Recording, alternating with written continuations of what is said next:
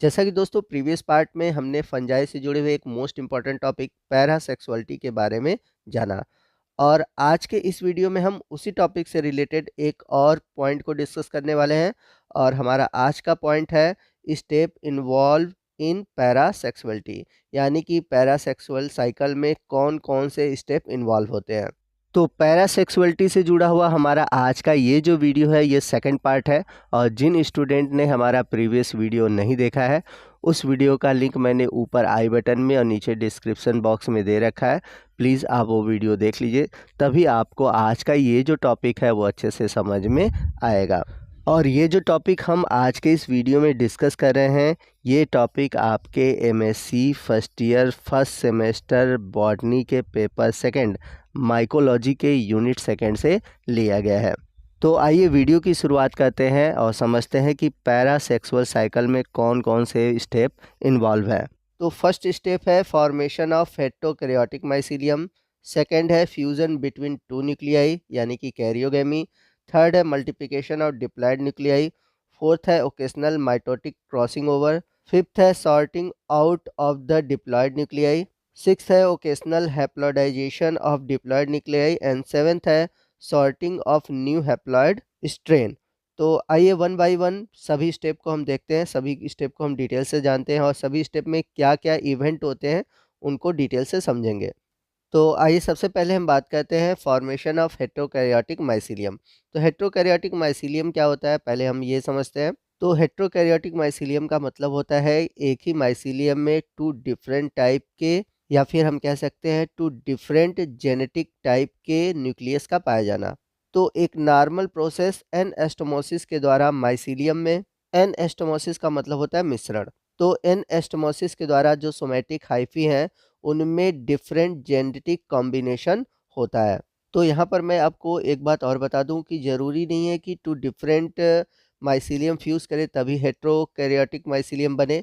हो सकता है कि कोई फॉरेन न्यूक्लियाई आ जाए माइसीलियम के अंदर, या फिर हो सकता है म्यूटेशन हो जाए और म्यूटेशन के थ्रू एक या एक से अधिक डिफरेंट न्यूक्लियाई बन जाए होमोकैरियोटिक माइसीलियम के अंदर, तो जिससे होमोकैरियोटिक माइसीलियम कन्वर्ट हो जाता है हेटेरोकैरियोटिक माइसीलियम में। आइए मैं आपको फिगर के थ्रू समझाता हूँ। तो यहाँ पर आपको डायग्राम को बहुत अच्छे से देखना होगा, ध्यान से देखना होगा। आपके जितने भी डाउट है पैरासेक्सुअलिटी से वो सभी क्लियर हो जाएंगे। तो यहाँ ऊपर की तरफ आप देख सकते हैं मैंने आपको यहाँ पर दो हाइफी दिखाया हुआ है। तो एक हाइफी ये है और दूसरी हाइफी ये है। तो एक हाइफी में रेड कलर का न्यूक्लियस आपको दिख रहा है और दूसरे में आपको ब्लू कलर का न्यूक्लियस दिख रहा है, यानी कि दोनों में आपको जेनेटिक मटेरियल अलग-अलग देखने को मिल रहे हैं। अब होता क्या है कि ये दोनों माइसीलियम पास आते हैं और एक पॉइंट पर एक दूसरे से मिलते हैं। तो यहाँ पर आप देख रहे हैं एक दूसरे से मिल रहे हैं और इनके बीच की जो वॉल होती है वो हट जाती है। तो सबसे पहले इनके वॉल फ्यूज़ हो जाएंगे और यहाँ पर होगा क्या, सबसे पहले होगा प्लाज्मोगेमी, क्योंकि यहाँ पर आप देख रहे हैं कि इनके जो साइटोप्लाज्म होते हैं वो आपस में फ्यूज़ कर जाते हैं।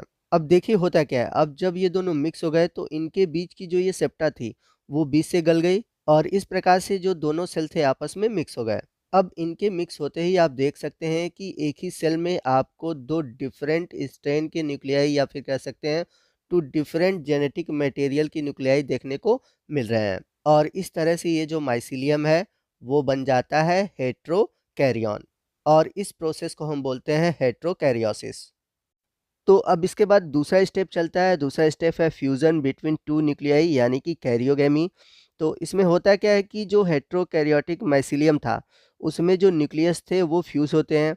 अब ये न्यूक्लियस दो तरह से फ्यूज़ होते हैं, अगर एक ही तरह के न्यूक्लियाई होते हैं वो आपस में फ्यूज़ होते हैं या फिर टू डिफरेंट टाइप के जो न्यूक्लियाई होते हैं वो आपस में फ्यूज़ करते हैं। तो यदि एक ही तरह के न्यूक्लियाई आपस में फ्यूज़ होते हैं तो होमोजाइगस न्यूक्लियस मिलता है और डिफरेंट टाइप के न्यूक्लियस आपस में फ्यूज़ होते हैं तो हेटेरोजाइगस डिप्लॉयड न्यूक्लियस मिलता है। तो इस पूरे प्रोसेस में हमें 5 तरह के न्यूक्लियस देखने को मिल सकते हैं। अगर दोनों न्यूक्लियस में फ्यूज़न नहीं हुआ तो 2 हैप्लॉइड न्यूक्लियस देखने को मिलेंगे, यानी कि 2 तरह के हैप्लॉइड न्यूक्लियस देखने को मिलेंगे ए और बी। और यदि एक ही तरह के न्यूक्लियाई आपस में फ्यूज़ हो जाते हैं तो होमोजाइगस डिप्लॉयड न्यूक्लियस देखने को मिलेंगे। ये 2 तरह के होंगे, ए और बी। और यदि 2 डिफरेंट न्यूक्लियाई आपस में मिल जाते हैं तो हमें एक heterozygous diploid nuclei A B देखने को मिलेगा। आइए मैं आपको फिगर के थ्रू समझाता हूँ। तो यहाँ पर आप देख सकते हैं ऊपर की ओर आपको दिख रहा है कि 2 अलग-अलग होमोकैरियोटिक हैप्लॉइड माइसीलियम है। ये इनके पहले साइटोप्लाज़्म फ्यूज़ हो रहे हैं यानी कि प्लाज़्मोगैमी हो रहा है दूसरे वाले फिगर में। तो अब ये जब प्लाज़्मोगैमी हुआ उनके साइटोप्लाज़्म फ्यूज़ कर गए लेकिन न्यूक्लियस नहीं फ्यूज़ किए हैं। तीसरे स्टेप में आप देखेंगे कि उनके न्यूक्लियस फ्यूज़ कर जा रहे हैं। तो फ्यूज़न के बाद अगर हम देखें तो एक ही माइसीलियम में हमें 5 डिफरेंट टाइप के न्यूक्लियाई देखने को मिलेंगे। तो पहले 2 न्यूक्लियाई वे होंगे जो कि आपस में फ्यूज़ नहीं किए हैं, हैप्लॉइड हैं, ए और बी। यहाँ पर देख सकते हैं ये ए है और ये बी है।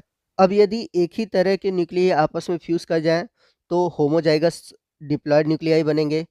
तो ये भी 2 तरह के बनेंगे, ए और बी। तो यहाँ पर आप देख सकते हैं कि आपको होमोजाइगस डिप्लॉइड न्यूक्लियस देखने को मिलेगा। अब यदि 2 डिफरेंट न्यूक्लियाई जो कि हैप्लॉइड थे ए और बी, अगर ये आपस में फ्यूज़ कर जाते हैं तो आपको heterozygous diploid nuclei A B देखने को मिलेगा। तो यहाँ पर आप heterozygous diploid nuclei A B देख सकते हैं। तो इस प्रकार से आप देख सकते हैं कि एक ही माइसीलियम में 5 डिफरेंट टाइप के न्यूक्लियाई हैं। आइए चलते हैं अब तीसरे स्टेप की ओर। तीसरा स्टेप है मल्टीप्लिकेशन ऑफ डिप्लॉइड न्यूक्लियाई। तो तीसरे स्टेप में क्या होता है कि जो डिप्लॉइड न्यूक्लियाई थे उनका मल्टीप्लिकेशन होता है बाय द माइटोसिस डिवीजन, यानी कि यह सूत्री विभाजन द्वारा अपनी संख्या को बढ़ाते हैं। लेकिन यदि हम नॉर्मल कंडीशन में देखें तो नॉर्मल कंडीशन में सेक्सुअल रिप्रोडक्शन के बाद जब डिप्लॉइड न्यूक्लियाई बनता है तो तुरंत मियोसिस होता है, परंतु पैरासेक्सुअलिटी के केस में आपको माइटोसिस देखने को मिलता है। यही एक टर्निंग पॉइंट है पैरासेक्सुअलिटी का। फोर्थ स्टेप है ओकेशनल माइटोटिक क्रॉसिंग ओवर। तो जैसा कि हम सभी जानते हैं कि जो क्रॉसिंग ओवर होता है वो मियोसिस डिवीज़न में होता है, लेकिन पैरासेक्सुअलिटी के केस में जैसा कि मैंने अभी बताया कि मियोसिस नहीं होता, डिप्लॉइड न्यूक्लियाई जाते हैं माइटोटिक डिवीज़न में और माइटोटिक डिवीज़न के थ्रू वहाँ पर क्रॉसिंग ओवर देखने को मिल जाता है। तो आपको पैरासेक्सुअलिटी के केस में ही आपको माइटोटिक डिवीज़न में क्रॉसिंग ओवर देखने को मिलेगा। तो माइटोटिक क्रॉसिंग ओवर के थ्रू आपको न्यू जीन कॉम्बिनेशन देखने को मिलेंगे। आइए मैं आपको फिगर के थ्रू समझाता हूँ। तो यहाँ पर हमने देखा कि 2 डिफरेंट माइसीलियम आपस में फ्यूज़ करते हैं और फ्यूज़ करने के बाद 2 डिफरेंट जो न्यूक्लियाई होते हैं एक ही सेल में आ जाते हैं और हेटेरोकैरियोटिक माइसीलियम का फॉर्मेशन होता है। अब ये जो डिफरेंट स्ट्रेन के न्यूक्लियाई हैं या फिर कह सकते हैं कि डिफरेंट जेनेटिक मटेरियल के न्यूक्लियाई हैं, ये आपस में फ्यूज़ करेंगे और फ्यूज़ करके हेटेरोजाइगस डिप्लॉइड न्यूक्लियाई बनाएंगे, जो कि आप नीचे की ओर देख सकते हैं। यहाँ पर आपको नीचे मिक्स हुआ दिख रहा होगा, ठीक है? इसमें आपको ब्लू और रेड दोनों दिख रहे होंगे ताकि आप समझ सकें कि ये 2 डिफरेंट स्ट्रेन से मिलकर बना है और इसे बड़ा इसलिए बनाया गया है ताकि आपको समझ सकें कि ये डिप्लॉइड है, क्योंकि यहाँ पर क्रोमोसोम नंबर बढ़ गए। तो डी वाले पोर्शन में आप देख सकते हैं कि ये जो हमारा डिप्लॉइड न्यूक्लियाई है, इसमें माइटोटिक डिवीज़न होता है, यानी कि सूत्री विभाजन होता है। तो ये आपको पैरासेक्सुअलिटी के केस में दिखता है और यहाँ पर आप देख सकते हैं कि माइटोटिक डिवीज़न में आपको क्रॉसिंग ओवर देखने को मिला है। यहाँ पर मैं आपको दिखा सकता हूँ कि यहाँ पे मैंने नीले और रेड कलर में दिखाया गया है, आपको मिक्स करते हुए ताकि आप क्रॉसिंग ओवर को समझ सकें। लेकिन ऊपर की ओर आपको क्रॉसिंग ओवर दिखाया नहीं गया है। नीचे आपको मैंने क्रॉसिंग ओवर दिखाने के लिए रेड और ब्लू कलर को मिक्स किया हुआ है। तो क्रॉसिंग ओवर हुआ तो क्रोमोसोम के जो कुछ फ्रेगमेंट होते हैं, वो एक दूसरे में क्या हो जाते हैं? चले जाते हैं, मर्ज हो जाते हैं। तो सबसे पहले 2 हाइफी फ्यूज़ करते हैं, उनके सेल उसके बाद फ्यूज़ कर जाते हैं, प्लाज़्मोगैमी होता है और हेटेरोकैरियोटिक माइसीलियम बनते हैं। फिर इसके बाद 2 डिफरेंट स्ट्रेन के न्यूक्लियाई आपस में फ्यूज़ कर जाते हैं, यानी कि इनके क्रोमोसोम मिल जाते हैं और डिप्लॉइड न्यूक्लियस बनता है। अब डिप्लॉइड होने के बाद माइटोटिक डिवीज़न देखने को मिलता है। यहाँ पर आप देख सकते हैं कि इसमें क्रोमोसोम नंबर में कोई कमी नहीं आ रही है, उतने ही क्रोमोसोम हैं और यहाँ पर क्रॉसिंग ओवर हो रहा है। जबकि हम सभी जानते हैं कि जो क्रॉसिंग ओवर होता है वो मियोसिस यानी कि रिडक्शन डिवीज़न के थ्रू होता है। लेकिन यहाँ पर कोई रिडक्शन नहीं हो रहा है, सीधे क्रॉसिंग ओवर हो रहा है। अब जब क्रॉसिंग ओवर हो जाता है तो क्रॉसिंग ओवर के बाद हम देख सकते हैं कि इसके बाद रिडक्शन डिवीज़न होता है, यानी कि क्रोमोसोम नंबर हाफ हो जाते हैं और ये प्रोसेस कहलाता है हैप्लोडाइजेशन। तो क्रॉसिंग ओवर के बाद अब यहाँ पर मियोसिस होती है, यानी कि हैप्लोडाइजेशन होता है और जो न्यूक्लियस था अब वो हैप्लॉइड हो जाता है। तो यहाँ पर आप देख सकते हैं 4 तरह के न्यूक्लियस देखने को आपको मिल रहे हैं। अब यहाँ पर आपके दिमाग में चल रहा होगा कि यहाँ पर भी तो हैप्लॉइड न्यूक्लियाई बने, तो डिफरेंस क्या हुआ?